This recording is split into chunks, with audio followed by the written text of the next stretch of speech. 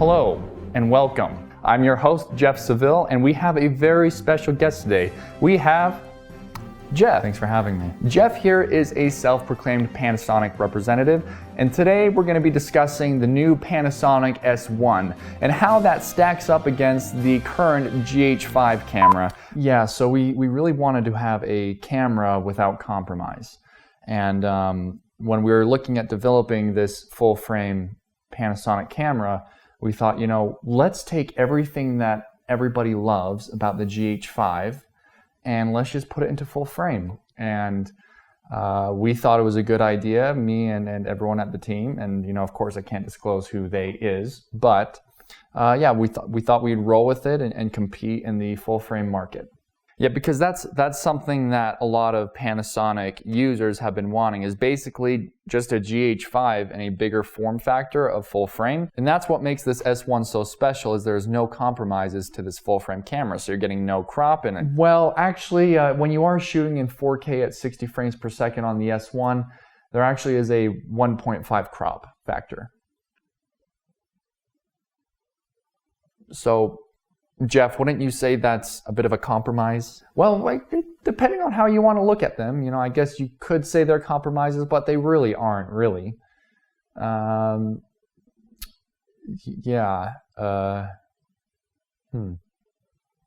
well, you tell yourself that. Now, to me, what made the GH5 feel like a filmmaker's camera was the access of being able to have 10-bit. Now, 10-bit was unheard of, and there was many times where they said that that wasn't even possible to do 10-bit in that small of a camera, but you did it. So obviously 10-bit is something that we're going to have with this full frame camera, so get your pre-orders right now. That will be available, but not right off the bat. To consumers, they'll have to wait for a future firmware update to have access to that. Now, correct me if I'm wrong, doesn't that sound like a bit of a compromise to you, you know? Well, I mean, maybe a compromise, but, you know, it's going to come out eventually, so more of a, you know, temporary compromise, yeah. So, okay, but it's still, you know, a promising camera, you know, I mean, do you think you're going to win a lot of the vlogging market with a flippy screen and a new autofocus? So, there actually is not in flippy screen or articulating screen, as you call that. We're kind of going with more of a Sony design. I actually don't really know why we chose to do that. I'm sorry. I'm just having a bit of a issue with this, you know. It seems like you guys claim to have a full-frame mirrorless camera with no compromises. That ends up having quite a few compromises, actually.